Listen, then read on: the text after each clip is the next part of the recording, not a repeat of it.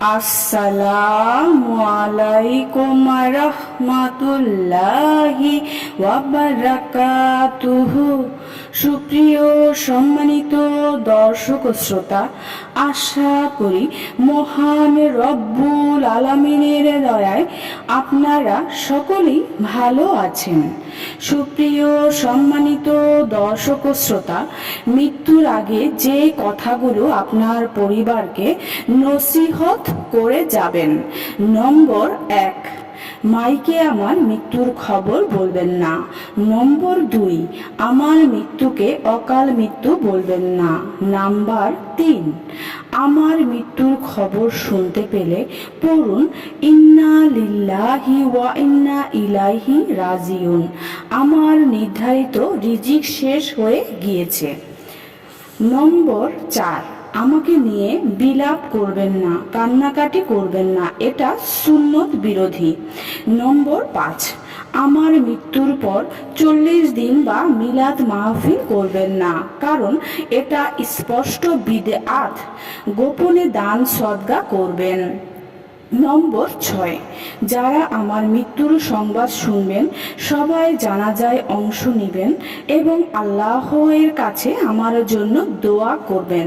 নম্বর 7, আমার লাশ মাহরাম ছাড়া অন্য কাউকে দেখতে দিবেন না। নম্বর 8, আমার লাশকে সুন্দরভাবে গোসলের ব্যবস্থা করে দিবেন।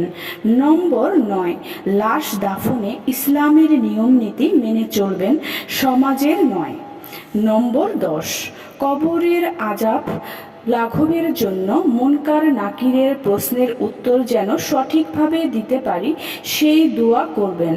নম্বর 11, আমার মৃত্যু থেকে শিক্ষা নেবেন, আমার সময়ও অতি নিকটে।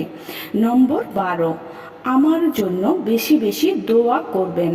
নম্বর 13, আমাকে নিয়ে গীবত করবেন না। নম্বর 14, দুনিয়াতে বেঁচে থাকতে কাউকে কষ্ট দিয়ে থাকলে মাফ করে দিবেন। নম্বর 15, আপনি যদি আমার কাছে কিছু পেয়ে থাকেন তবে আমার পরিবারের কাছে চেয়ে নেবেন। তারা যদি দিতে অস্বীকার করে তাহলে আল্লাহের জন্য হলেও আমাকে মাফ করে দিয়েন। হে আল্লাহ, আপনার কাছে কালেমা নসিব উত্তম মৃত্যু চাই, সকল প্রকার আযাব ও হিসাব ছাড়া জান্নাতুল ফেরদৌস প্রবেশ করে দিও, আমিন। সুপ্রিয় সম্মানিত দর্শক ও শ্রোতা, আজকের ভিডিওটি এই পর্যন্তই।